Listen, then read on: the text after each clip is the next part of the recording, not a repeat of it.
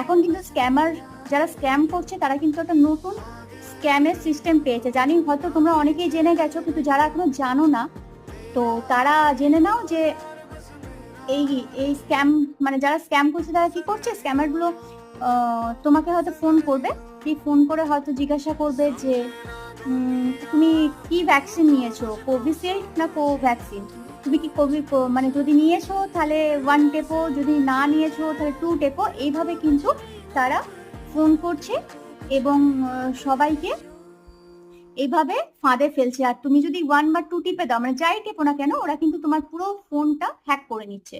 আর phone hack করে নিলেই বুঝতে পারছো যে তোমাদের কিন্তু ফোনে যা যা ডিটেলস আছে সেগুলো কিন্তু হ্যাকারদের কাছে চলে যাচ্ছে।